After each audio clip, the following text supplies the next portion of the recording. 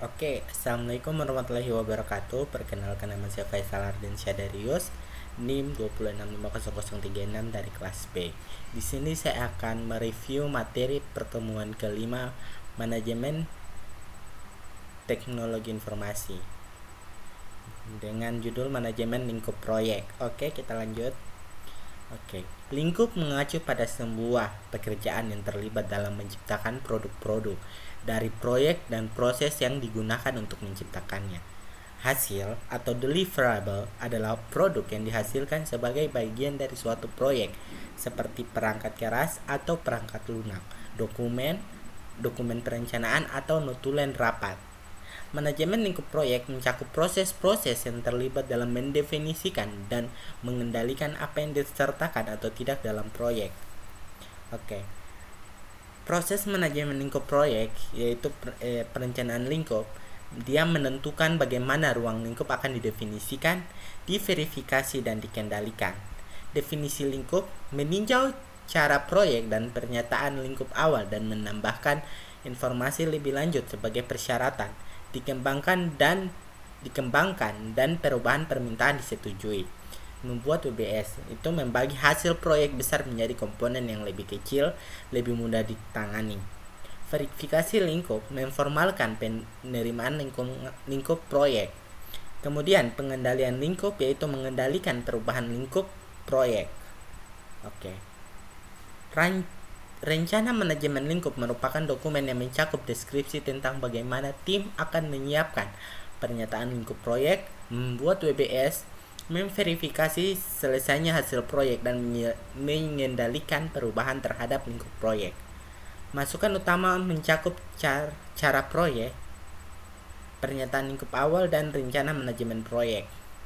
Oke, ini contoh project charter, ada title-nya, ada project start awal dan project finishnya kapan, kemudian ada siapa manajernya, kemudian apa objektifnya, kemudian ada approach, kemudian ada role and responsibilities.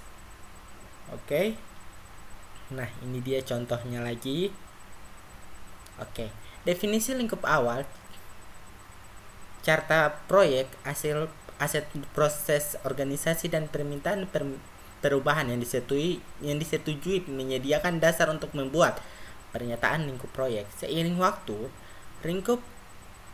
ruang lingkup sebuah proyek harus menjadi lebih jelas dan lebih spesifik. Ini penetapan lingkup proyek yang lebih jauh. Oke, kemudian membuat WBS atau Work Breakdown Structure. WBS merupakan pengelompokan pekerjaan proyek yang berorientasi pada hasil yang menentukan lingkup total proyek. WBS adalah dokumen dasar yang memberikan landasan bagi perencanaan dan pengelolaan jadwal proyek, biaya, sumber daya, dan perubahan. Dekomposisi merupakan pembagian hasil proyek menjadi bagian-bagian yang lebih kecil. Ini dia contoh WBS. Intranet disusun berdasarkan produk. Ini WBS intranet dalam bentuk tabular. Ini WBS intranet dan Gantt chart dalam project 2000. Ini juga. Ini executing task for JWD Consulting WBS. Oke. Pendekatan untuk mengembangkan WBS. Pertama ada pedoman.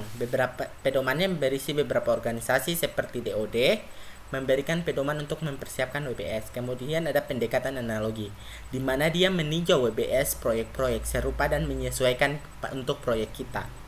Kemudian pendekatan top down memulai dengan item terbesar dari proyek dan pemecahannya. Oke, ini contoh pendekatan mapping. Ini hasil WBS dalam diagram. Ini pustaka WBS. Ini verifikasi. Ini pengendalian lingkup. Pengendalian lingkup melibatkan pengendalian perubahan terhadap lingkup proyek. Sasaran pengendalian lingkup adalah untuk 1. Mempengaruhi faktor yang menyebabkan perubahan lingkup. Kedua, memastikan bahwa perubahan di proses berdasarkan prosedur yang dikembangkan dan sebagai bagian dari pengendalian perubahan. Ketiga, mengelola perubahan ketika terjadi. Varians adalah perbedaan antara rencana dan kinerja aktual. Manajemen lingkup proyek mencakup proses-proses yang dibutuhkan untuk memastikan bahwa proyek melakukan semua pekerjaan yang dilakukan dan hanya pekerjaan yang dibutuhkan untuk menyelesaikan proyek dengan sukses. Proses utama mencakup perencanaan lingkup, definisi lingkup, pembuatan WBS, verifikasi lingkup, dan juga pengendalian lingkup.